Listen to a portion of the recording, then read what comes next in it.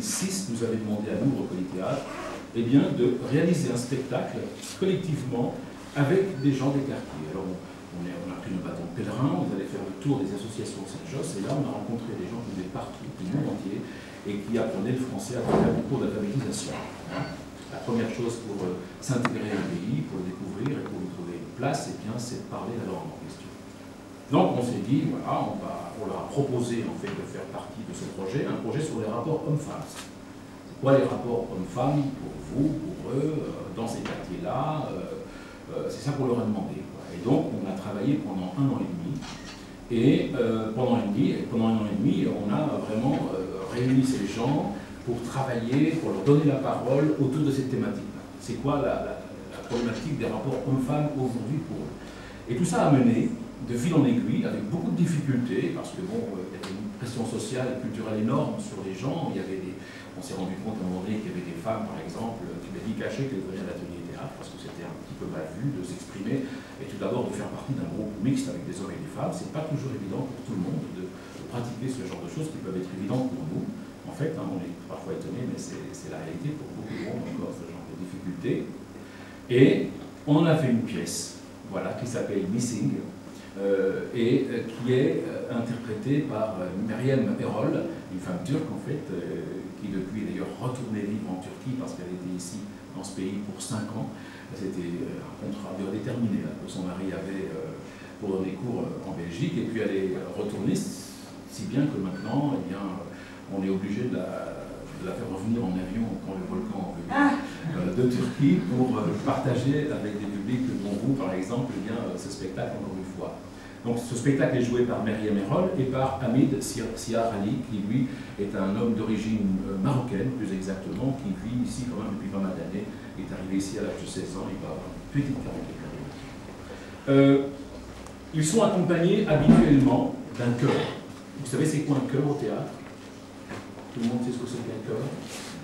Oui, un chœur, c'est un groupe de personnes, un groupe d'acteurs qui apparaissent sur scène et qui représentent quelque part une émanation du public, le peuple, qui vient parler aux personnages, qui vient parler au public, qui vient ponctuer et scander le spectacle d'un bout à l'autre. Comme on ne peut pas, normalement, dans ce spectacle, normalement, on le joue avec ces 2 personnes, Hamid et Meryem, plus un chœur de 7 personnes, et tout un décor, toute une scénographie, bien qu'on ne peut pas le proposer partout, et donc on a pensé faire une petite version légère pour les associations, pour les tout petits lieux, les petites salles qui n'ont pas d'infrastructure suffisante pour se faire.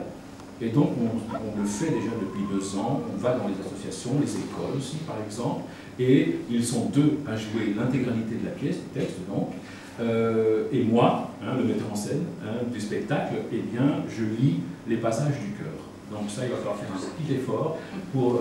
voilà, donc j'apparais 3-4 fois pendant le spectacle, et quand j'apparais, ben voilà, je vaux 7 personnes à peu près, des hommes, des femmes, qui parlent, qui donnent chacun une réplique. Vous voyez les chœurs, parfois ils parlent tous ensemble, parfois c'est chacun sa réplique, et voilà, ils viennent dire ce qu'ils ont à dire, soit à vous, soit aux 2 protagonistes du spectacle.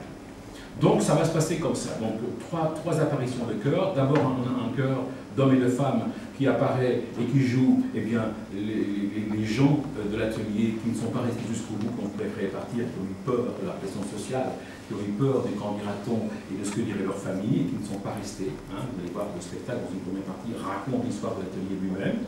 Ensuite, je reviendrai pour jouer d'autres chœurs qui, là, jouent dans la partie fiction du spectacle, l'histoire qu'ils avaient inventée. Et là, ils jouent des voisins, des voisines, un policier, la tante du personnage principal, ça je vous le dirai, d'accord? Donc, 2 chœurs, la tante de Sonia, le personnage principal de la fiction du spectacle, et puis aussi l'homme du jardin. L'homme du jardin, vous allez voir qu'à un moment donné, je vous dirai, à ce moment-ci, eh bien, le décor se transforme en une sorte de jardin, avec au fond, il faut l'imaginer évidemment, avec au fond un grand voile, comme si, au travers desquels on voit des femmes en fait qui se promènent et puis qui viennent écouter ce qui se passe dans le jardin, et puis qui s'adresseront à Sonia, personnage principal du spectacle, en chœur. Donc là, ce sera un chœur de femmes. Je vous le rappellerai à ce moment-là, ne vous inquiétez pas. Donc, le décor, qu'on n'a pas amené avec nous parce qu'il est gigantesque, d'accord, c'est pas possible, on ne saurait pas le faire entrer ici, c'est un décor de vieil appartement bruxellois, abandonnée, vidée, inoccupée. D'accord? Et la table que vous voyez là, c'est une grosse cheminée. Vous la regardez, vous voyez une grosse cheminée, c'est réglé. Voilà. Faites travailler votre imaginaire, vous allez voir, c'est encore plus actif quelque part comme travail de spectateur. Je viens de dire travail de spectateur. Bien, alors on y va, on se lance. Hein, donc on aura un petit temps de parole. Je propose qu'après on ait un petit débat sur l'expérience, parce que c'est quand même assez inhabituel de faire jouer des gens qui ne sont pas des professionnels, quand ils ne maîtrisent pas la langue, hein, donc soyez bien attentifs, quand ils ne maîtrisent pas bien la langue, et puis qu'en plus ils n'ont jamais joué de leur vie, et que parfois ils sont